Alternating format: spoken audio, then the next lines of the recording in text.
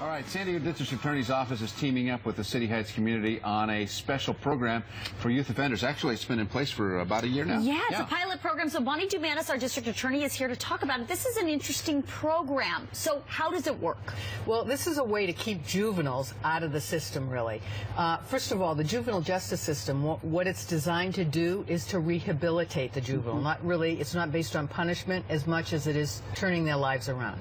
So when a kid comes into the system for vandalism or for battery or for lower level crimes, what it does is we file the case, but one of our team members refers him or her to a group that will then get together and work with the juvenile to get the victim and the juvenile together so that the victim gets to express what it means to them about like the vandalism, what they had to go through in the process. Or one case that we're going to talk about is a woman whose purse was stolen. Okay, so let's talk about that issue. Like, how does that work? So a woman's purse was stolen by a juvenile. That juvenile went through the system, you know, charged. It's at the beginning of the system. Charged, right? Right. And so then he's referred. The public defender's part of it. Our office is part of it. MidCan, which is a community action program, is part of it. San Diego Police Department participates. The Conflict Resolution Center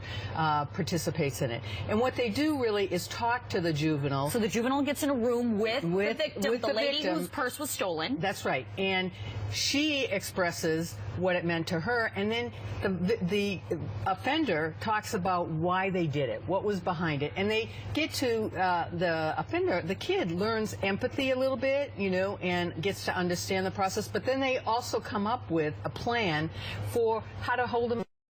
Is there a common thread among the youth about why they do this and what happens? And are they from troubled homes? What is there a common thing there that goes on? Usually there's trouble at home or in school. Sometimes it's a literacy issue.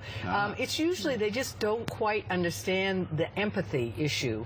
And so when they get to understand it and they get services wrapped around them, and even with the parents sometimes we have to work with all of them together. And it's been very successful, and we want to highlight it now because it has been so successful. What's the cost of some? I mean, is it costly to do things like this? Well, it's certainly less costly than going through the system, okay? So at the end of this process, if the juvenile does everything that he or she is required to do, like if it's vandalism, clean it up, or do some community service, or go out and talk about the experience with people, at the end of that, we dismiss the case. So it's a win-win for everybody. So then it gets them out of the system. It gets them out of the system, so that's less court dates, less problems, and hopefully they've learned enough in that experience so they won't be back again.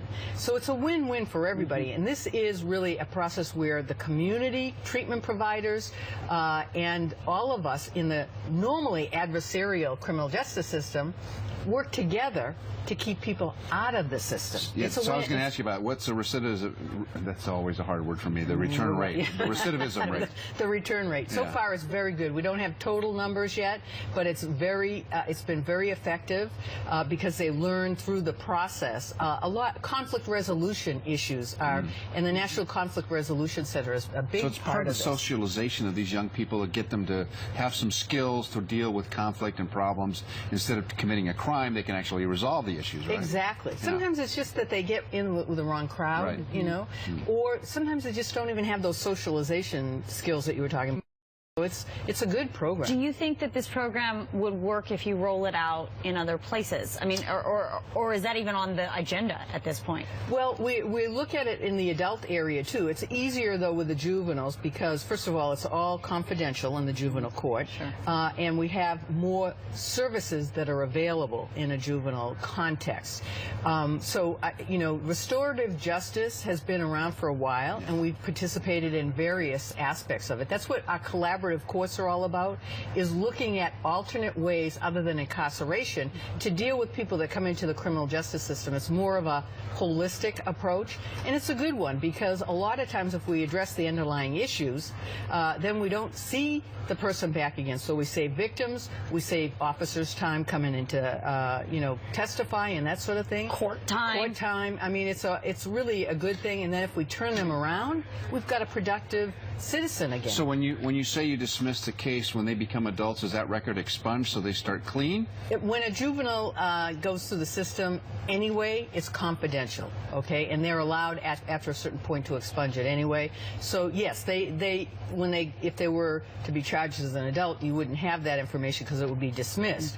But hopefully... Well, that should be incentive enough, right? If they get that message, look, you can have a clear record moving forward in your life, and if you do X, Y, Z, I think that's a great incentive. I think it's a great incentive too, and the good news is it's working, and we're going to try and expand it more and more. Perfect. So, all right. and it's in Mid-City is an area where they really need that help, in which it's a community that really works together well. Fabulous. Bonnie, always great to see you. Thank you for coming in. Thanks very much. Nice to see you.